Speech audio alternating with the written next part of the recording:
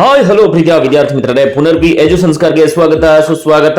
ಎಷ್ಟೋ ಜನ SSLC pass ಆಗಿರುವಂತಹ ವಿದ್ಯಾರ್ಥಿಗಳು ಸರ್ ಸ್ಕಾಲರ್ಶಿಪ್ ಅಪ್ಡೇಟ್ಸ್ ಗಳನ್ನ ತಿಳಿಸ್ಕೊಡಿ ಸರ್ ಅಂತ ಕೇಳ್ತಾ ಇದ್ರು. ಖಂಡಿತ ವಿದ್ಯಾರ್ಥಿಗಳೇ, ಈಗ ನಾನು ನಿಮ್ಗೆ ಸ್ಕಾಲರ್ಶಿಪ್ ಅಪ್ಡೇಟ್ಸ್ ಗಳನ್ನ ತಿಳಿಸ್ಕೊಡ್ತಾ ಹೋಗ್ತಾ ಇರ್ತೀನಿ. ಜೊತೆಗೆ ಇನ್ನೂ ಅತಿ ಹೆಚ್ಚು ಸ್ಕಾಲರ್ಶಿಪ್ ನ ಅಪ್ಡೇಟ್ಸ್ ಗಳನ್ನ ನಾನು ಮುಂದಿನ ದಿನಗಳಲ್ಲಿ ಕೊಡ್ತಾ ಹೋಗ್ತಾ ಇರ್ತೇನೆ. ಮಿಸ್ ಮಾಡದೇ ನಮ್ಮ ಚಾನಲ್ ನ ಸಬ್ಸ್ಕ್ರೈಬ್ ಮಾಡ್ಕೊಳ್ಳಿ. ಯಾಕೆ ಅಂತೀರಾ, SSLC ಪಾಸ್ ಆಗಿ ನೀವೇನಾದ್ರೂ ಕೂಡ PUC ಅಥವಾ arts, commerce, science, ITI, diploma ಯಾವುದೇ ಕೋರ್ಸ್ ನ ತಗೊಂಡಿದ್ರು ಕೂಡ ಫ್ರೀ ಆಗಿ ನಿಮಗೆ PDF ಫೈಲ್ಗಳು, ಸ್ಕಾಲರ್ಶಿಪ್ ಅಪ್ಡೇಟ್ಸ್ಗಳು ಎಲ್ಲವೂ ಕೂಡ ಸಿಗ್ತಾ ಹೋಗುತ್ತೆ.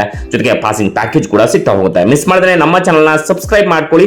ಜೊತೆಗೆ ಈ ಒಂದು ಮಾಹಿತಿನ ಎಲ್ಲರಿಗೂ ಕೂಡ ಶೇರ್ ಮಾಡಿ. ವಿದ್ಯಾರ್ಥಿಗಳೇ, ನೀವು ಕೇಳಿರ್ಬೋದು SSP ಸ್ಕಾಲರ್ಶಿಪ್ ಅಂತ ಹೇಳಿ. ಸೊ 2024ರಲ್ಲಿ ಯಾವ ಒಂದು ದಿನಾಂಕದಂದು ನೀವು SSP ಸ್ಕಾಲರ್ಶಿಪ್ಗೆ ಅರ್ಜಿಯನ್ನ ಸಲ್ಲಿಸಬೇಕು ಅನ್ನೋದ್ರ ಬಗ್ಗೆ ತಿಳಿಸ್ಕೊಡ್ತಾ ಹೋಗ್ತಾ ಇರ್ತೀನಿ.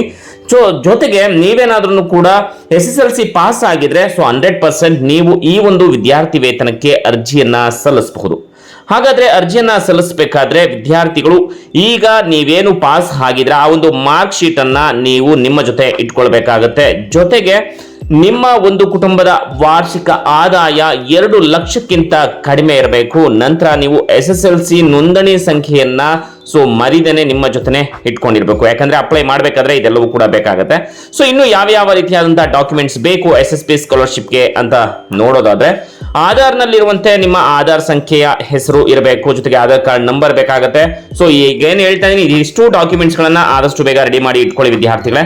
ಹಾಗೇನೆ SSLC ವಿದ್ಯಾರ್ಥಿಗಳ ನೋಂದಣಿ ಸಂಖ್ಯೆ, ವಿದ್ಯಾರ್ಥಿಯ ಜಾತಿ ಮತ್ತು ಆದಾಯ ಪ್ರಮಾಣ ಪತ್ರ ಅಂದ್ರೆ ಕ್ಯಾಸ್ಟ್ ಮತ್ತೆ ಇನ್ಕಮ್ ಸರ್ಟಿಫಿಕೇಟ್ ಅಲ್ಲಿ RD ನಂಬರ್ಸ್ ಅಂತ ಬರುತ್ತೆ, RD ಸಂಖ್ಯೆಗಳು ಅಂತ ಬರುತ್ತೆ. ಸೊ ಅದನ್ನ ನೋಡ್ಕೊಳ್ಳಿ.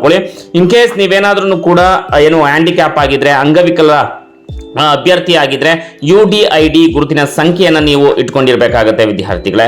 ಸೊ ಜೊತೆಗೆ ಇನ್ನ ಏನು ಮೊಬೈಲ್ ಸಂಖ್ಯೆಯನ್ನ ನೀವು ಇಟ್ಕೊಂಡಿರ್ಬೇಕಾಗತ್ತೆ. ಜೊತೆಗೆ ನಿಮ್ಮದೇ ಆದಂತಹ ಇಮೇಲ್ ಇರಬೇಕು. ನಂತರ ನಿಮ್ಮ ಜಿಲ್ಲೆ, ತಾಲೂಕು, ಜೊತೆಗೆ ವಿಧಾನಸಭಾ ಕ್ಷೇತ್ರ ಮತ್ತು ವಿದ್ಯಾರ್ಥಿಗಳ ನಿವಾಸದ ವಿಳಾಸ, ಜೊತೆಗೆ ನೀವೇನಾದ್ರೂ ಕೂಡ ಹಾಸ್ಟೆಲ್ಗೆ ಜಾಯ್ನ್ ಆಗಿದ್ರೆ ಹಾಸ್ಟೆಲ್ನ ವಿವರಗಳು, ನಂತರ ನಿಮ್ಮ ಒಂದು ಕಾಲೇಜಿನ ರಿಸೆಪ್ಟ್. ಸೊ ಇದೆಲ್ಲವನ್ನು ಕೂಡ SSP ಸ್ಕಾಲರ್ಶಿಪ್ಗೆ ಕೇಳ್ತಾರೆ ಅಪ್ಲೈ ಮಾಡೋದಕ್ಕೆ. ಸೊ ಮಿಸ್ ಮಾಡ್ದೇನೆ ಈ ಒಂದು ಡಾಕ್ಯುಮೆಂಟ್ಸ್ ರೆಡಿ ಮಾಡಿ ಇಟ್ಕೊಳ್ಳಿ.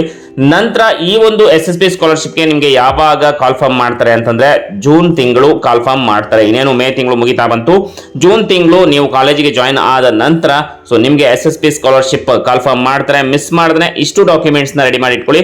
ಸೊ ನೆಕ್ಸ್ಟ್ ನೋಟಿಫಿಕೇಶನ್ ಬಂದಾಗ SSP ಸ್ಕಾಲರ್ಶಿಪ್ಗೆ ಯಾವ ರೀತಿಯಾಗಿ ಅಪ್ಲಿಕೇಶನ್ ಆಗಬೇಕು ಅನ್ನೋದನ್ನ ಸ್ಟೆಪ್ ಬೈ ಸ್ಟೆಪ್ ನಾವು ತಿಳಿಸ್ಕೊಡ್ತಾ ಹೋಗ್ತಾ ಇರ್ತೀವಿ.